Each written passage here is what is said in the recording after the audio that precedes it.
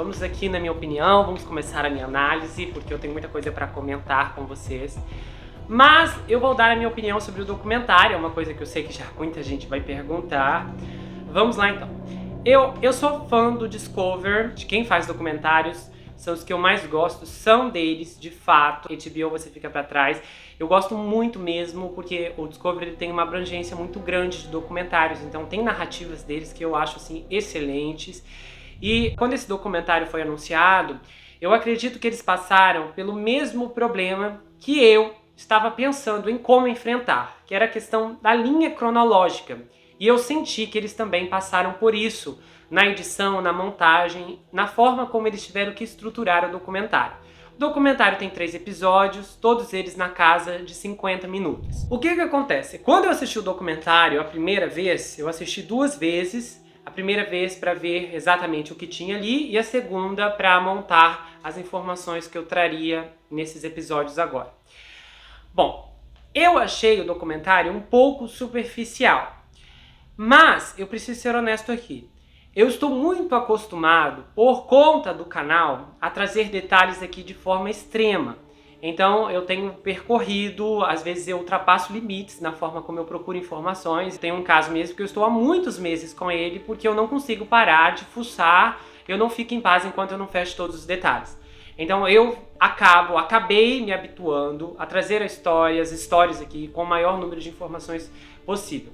Então, pelo fato da minha mente já estar programada a trabalhar dessa forma, pelo fato de eu conhecer muitos detalhes desse caso de ponta a ponta, quando eu vi o documentário, eu tive esse choque de tipo, nossa, parece que tudo aqui está pela metade. Então eu achei a forma como a carreira do Armin foi abordada de uma forma muito superficial e eu acredito que isso aconteceu porque eles tinham pressa de focar mais na questão das vítimas, na questão das mulheres e na questão da família Hammer, que foi um outro ponto que eu também achei decepcionante, e é aí que entra o que eu falei, que eu acredito que eles passaram a mesma sensação que eu tinha, porque eu anunciei pra vocês, na época da biografia do Johnny Depp, que eu planejava trazer o caso do Armie Hammer aqui para o canal, e eu pensava na época que eu poderia fazer isso em formato minissérie. Eu já estava com o material, com o depoimento da Casey, que serve de base para os 2 últimos episódios dessa saga, há muito tempo. Quando eu comecei a analisar toda a estrutura, eu fiquei um pouco receoso, porque eu vi que eu não poderia trabalhar montando o palco para contar tudo isso aqui como uma minissérie. Por exemplo, As Mulheres do Presidente é uma minissérie que tem muitos personagens e a história se desenrola ao longo de décadas. E eu não tive problema na transição das narrações, porque os personagens estão todos ligados. E a história, ela avança no tempo. Então a gente começa lá na década de 60, 70, 80, 90 e todo mundo vai avançando junto. Aqui havia um ponto diferente. O que me preocupava foi como que eu vou trazer a história do Armie Hammer para depois contar a história da família dele, depois contar a história da tia dele separado, porque não tinha como contar em linha cronológica. Primeiro porque o Armie é o nome mais conhecido dessa história toda.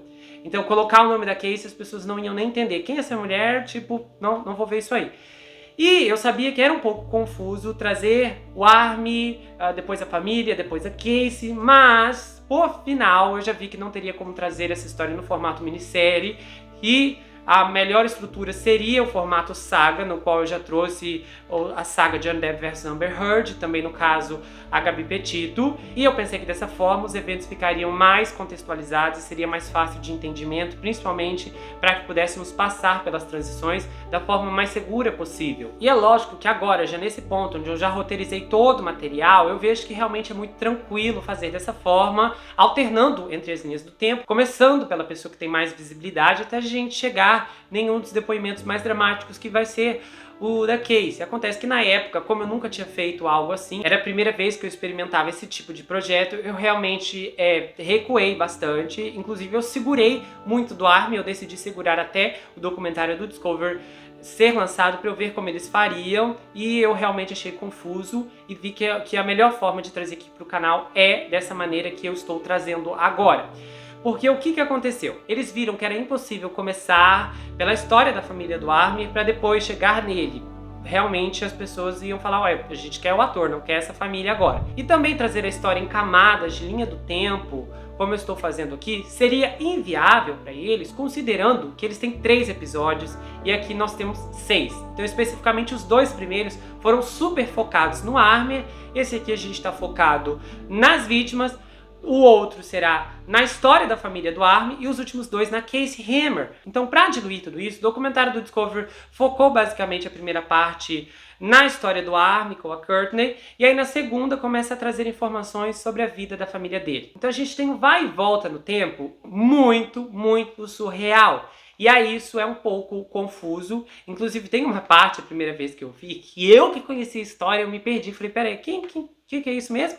Então assim, teve essa questão, porque eles tinham que manter, eles precisavam manter a Courtney nos 3 episódios, eles tinham que manter a Casey nos 3 episódios, eles tinham que manter a Julia nos 3 episódios, e eles tinham que falar da família. Então tem uma hora que eles estão falando do Michael, que é o pai do Armie Hammer, aí depois está falando do Armand, que é o pai do Michael, no caso, bisavô do Armie Hammer, e aí tem que falar ainda do pai do bisavô do Armie Hammer. Então vai e volta, e os eventos, eles não são, você não consegue contextualizar aquilo em um tempo cronológico. Você recebe as informações, mas você fica meio assim, tá, quando que isso aconteceu mesmo? Porque as informações vêm e vão de acordo com o que eles mais conseguiram situar na narrativa para fazer com que todo mundo tivesse uma participação equilibrada e tivesse o seu rosto presente em todo o documentário. Então isso ficou um pouquinho confuso realmente. Então a montagem não ficou tão atrativa por conta dessa confusão toda com a linha do tempo, e teve a partes ali que poderia ter se aprofundado melhor, e eles optaram por não fazer isso. Então mesmo com todos esses pontos, o documentário não deixa de ser interessante. Eu acho que eles mantiveram a narrativa muito boa, então em nenhum momento fica cansativo. Eu achei que ficou bom. Não foi o documentário que eu esperava, mas não foi ruim. Eu achei que foi uma produção bacana, sim.